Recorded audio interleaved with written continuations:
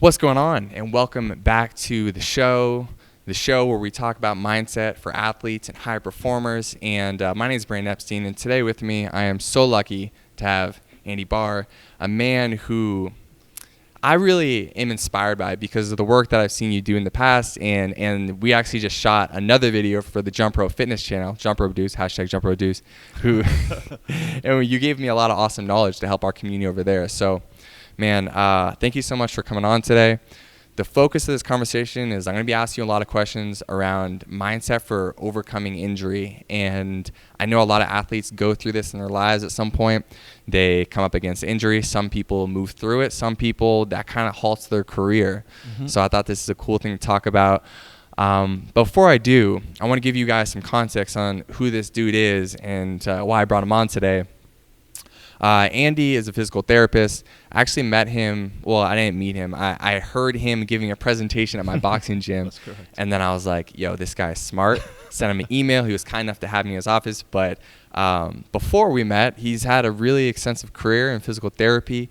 Worked with a football team, Manchester City. Worked with the New York Knicks. Worked with a lot of high-level athletes who need the highest level of physical therapy. So the man knows what he's talking about.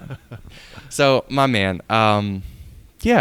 this is going to be a little bit different than the video we just shot because I want to know a little bit about you to start and your background and what got you interested in physical therapy. And I mean, I bet a lot of people are interested. Like, how do you go from like, I want to help people recover from injury to all of a sudden you're working for some of the most renowned organizations in the world? Yeah, well, thanks first of all for having me on the show. So I actually started my career as a professional football player, soccer player in England, and I made a lot of mistakes when I was training, and I didn't actually take care of my body as well as I should have. I had a lot of injuries and didn't actually fulfill my career, failed my dream really as being this professional football player. Big stud. Yeah, and that was always my dream, my goal. And I just took that experience and I was like, well, what can I do? So I wanted to stay in sport and I wanted to learn about the body. I was very interested. So I went into physiotherapy and I learned about the body and rehab and training.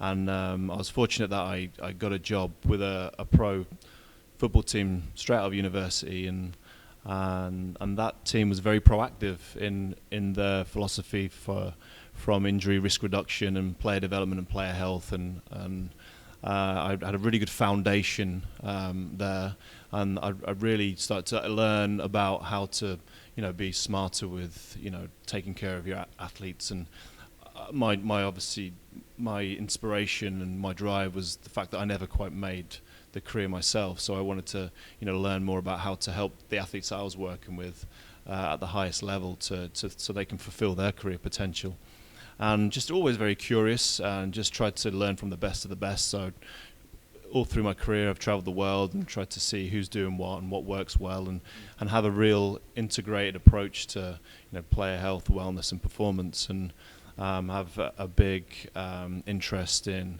the psychology of the athlete and how that really impacts all areas of performance and wellness and recovery and healing. So it's very apt that we're speaking about this topic today. Yeah, absolutely. So you said you travel the world, learn from some of the most, I'm sure, knowledgeable people in this field. Did you have any mentors in particular that had a big impact on you? Yeah, I mean, I have different mentors for different areas of interest, and some that I've been able to work with closely, and then some that I've just followed and not really had interaction with, but just studied their material. So yeah, I think from a rehab perspective, there's many people that I could list, which I don't know. Do you want me to go through that list, or? You don't have to list everyone, Yeah. But I just think that's an interesting note to touch upon, the role that mentors played in you getting to where you are. Yeah, I think to fast track your career and to really enhance yourself from all areas, you need to learn from the best. So you need to have mentors, and you need to help to tap into them to help guide you through that process. And That's what I tried to do, is like seek out who the best people were and then just study them and get, see what they do that's well. I do what they do well, and then just try and bring that into my own, philosophy and toolbox.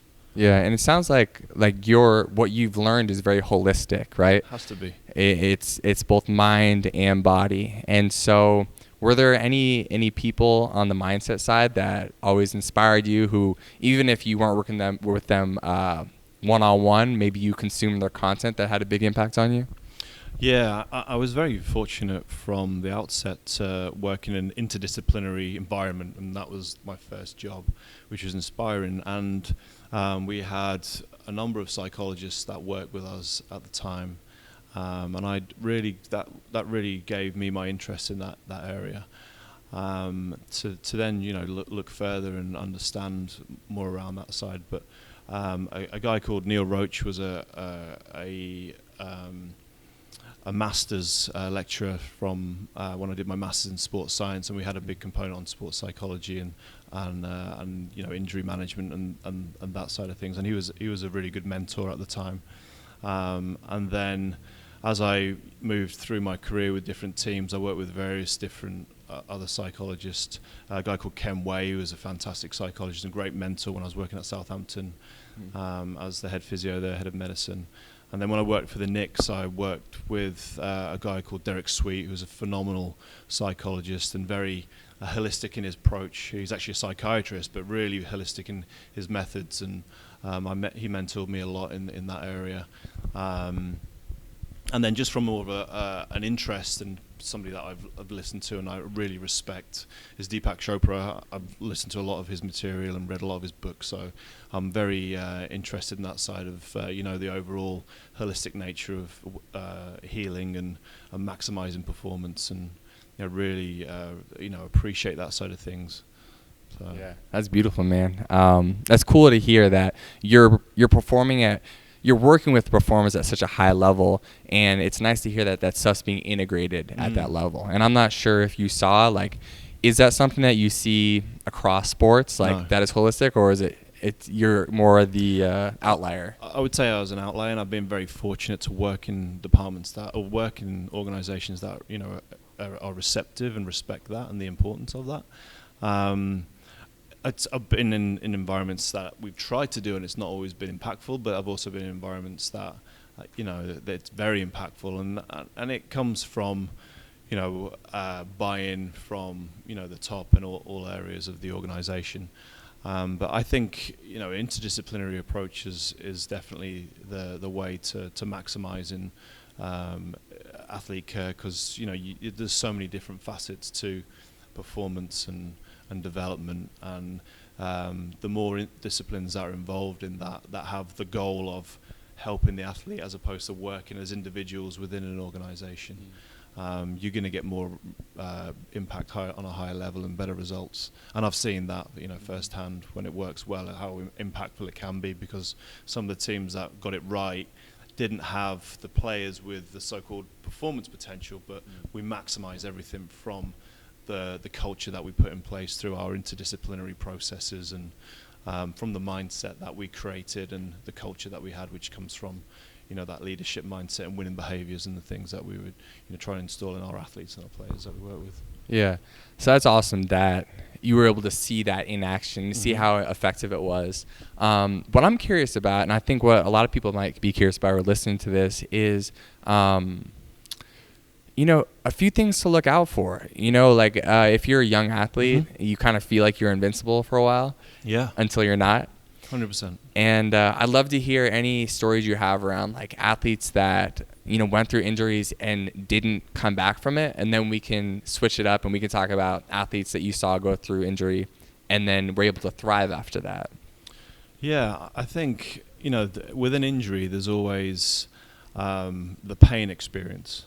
And I say pain experience because the pain doesn't relate to the pathology directly. You can have pathology in terms of the joint area or the injury, and that's where the damage is from a mechanical or physiological perspective.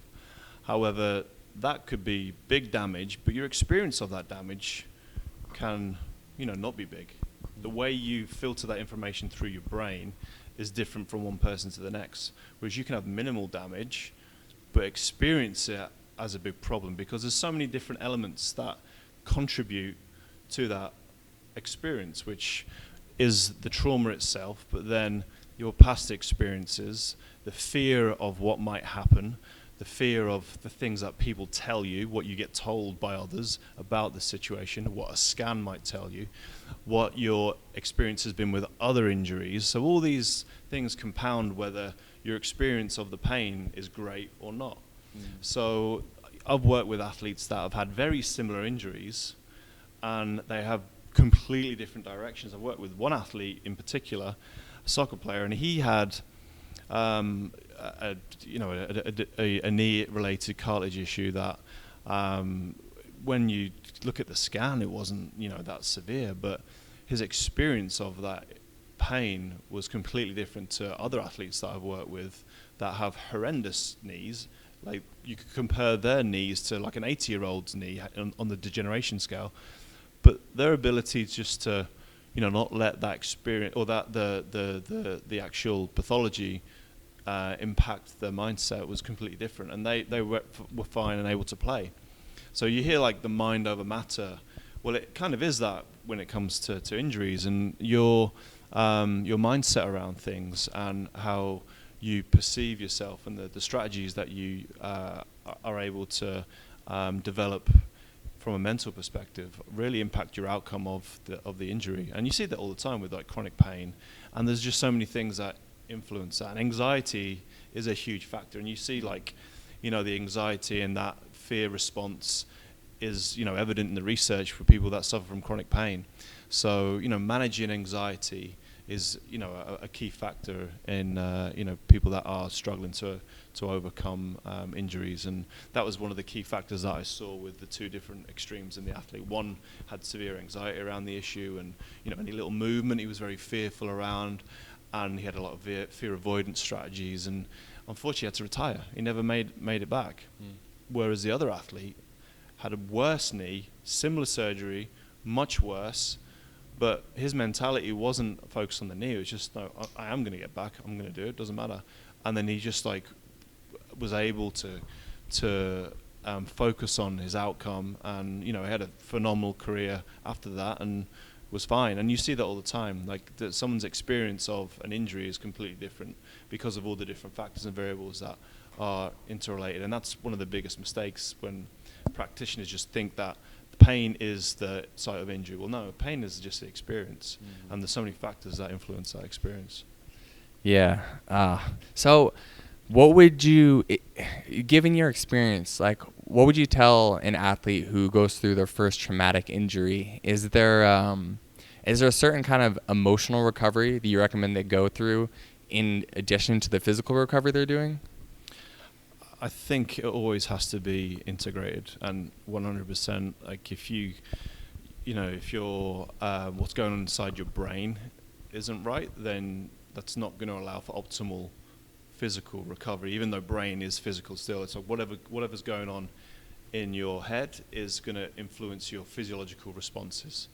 So the more at peace you are with everything in your mind, and the more times you can create that gap, as Deepak Chopra talks about, or the more time you can have, be present, you allow for more recovery. You're allowed to get into that parasympathetic nervous system, tap into that, and allow for optimal healing, better sleep.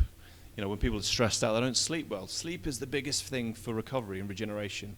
You can do all the treatment in the world, but if you're not sleeping well because you are not allowing your body to get into a relaxed state to get good sleep, then you're never gonna heal optimally. So managing your emotional stress around that. I mean, emotions are normal. You have to go through that emotional process, but the quicker you can move through that, the better. And having ways and strategies to assist with that emotional easing and control allows you to get through those stages of recovery quicker.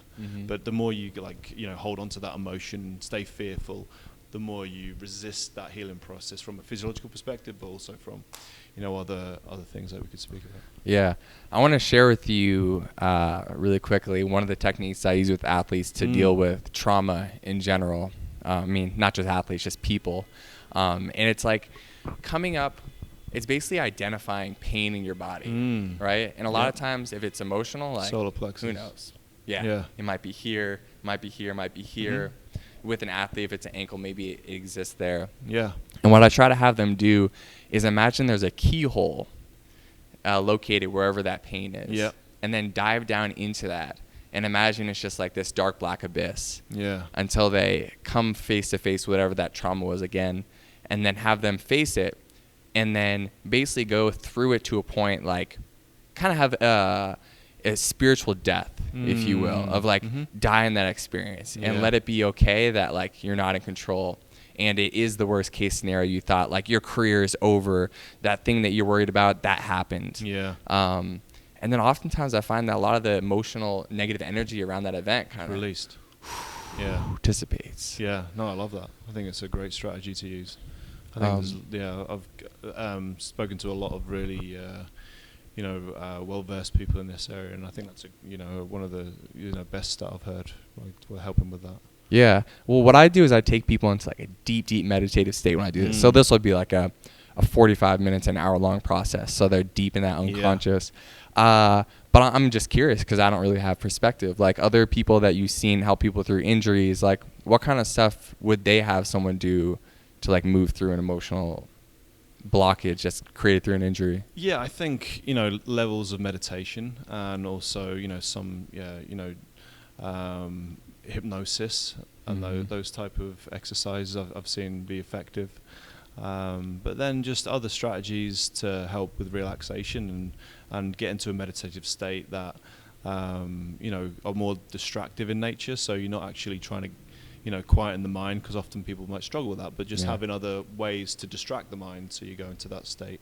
Like a mantra or something like that? Yeah, mantras, or just even like a nice deep relaxing massage, or going for a walk, or getting down to the beach, like I said before, or doing things that change the perspective, create more fun, more of an environment that makes things more lighthearted, and just getting them to be distracted, but changing that emotional response by filling them with a bit more joy and encouraging that, like doing team building events or keeping them inclusive with their environment, because often when you get injured or you're hurt, you get isolated, and that creates a depressive state. So just being inclusive and making sure that they're involved and they're still doing things that stimulate what they are want to do. So they might not be able to play the sport or do the things they want to do 100%, but what elements can they still do that fills them with some hope and joy, and like still like the things that are engaging. So basically getting into a healthy mindset. Yeah, and still like not taking everything away, or developing themselves. So saying, well, okay, you're injured,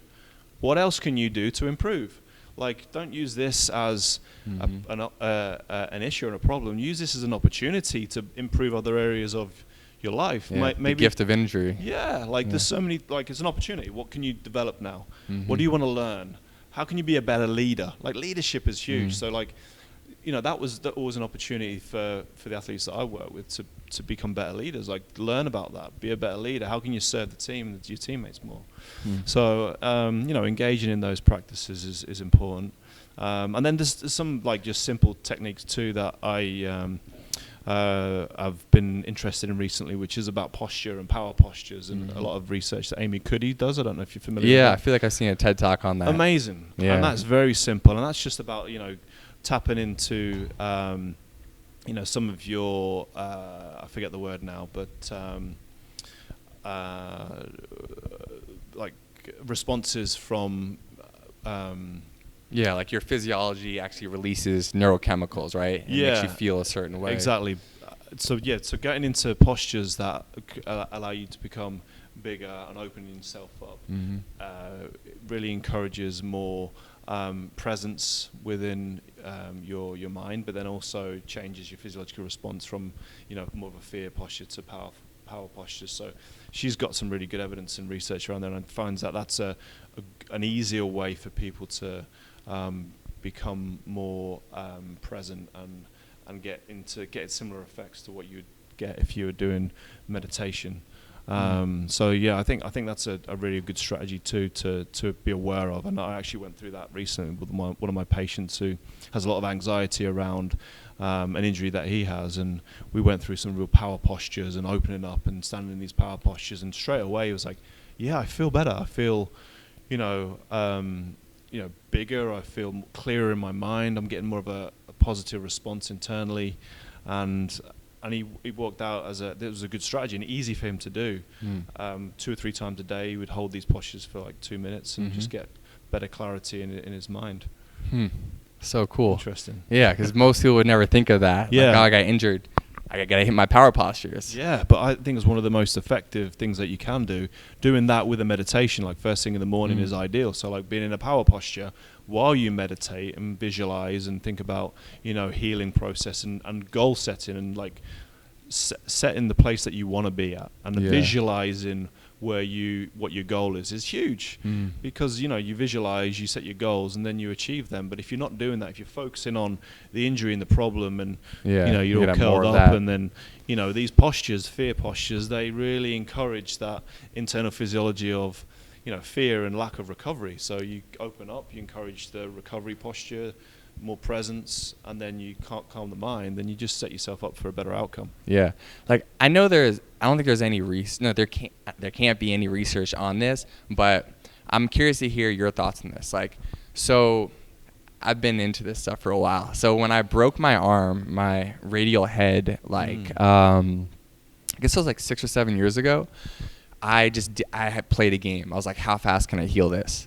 So like I did all the weird stuff. I put magnets on it. I did, I was taking like Chinese medicine, herbs and stuff like that. But one of the biggest ones I thought was really helpful, and you could tell me if you think this would be helpful for other athletes to do, was I really researched and looked at the anatomy of my radial head and where the break was. And I just would sit in bed and I would just visualize at the deepest level just like threads going back and forth in the bone and healing it. And I don't know, I feel like you can't really prove that something like that helps, but that's something that I did, and I had a super speedy recovery, and it's holistic. It's a lot of different things. But I just wanted to hear your thoughts on that.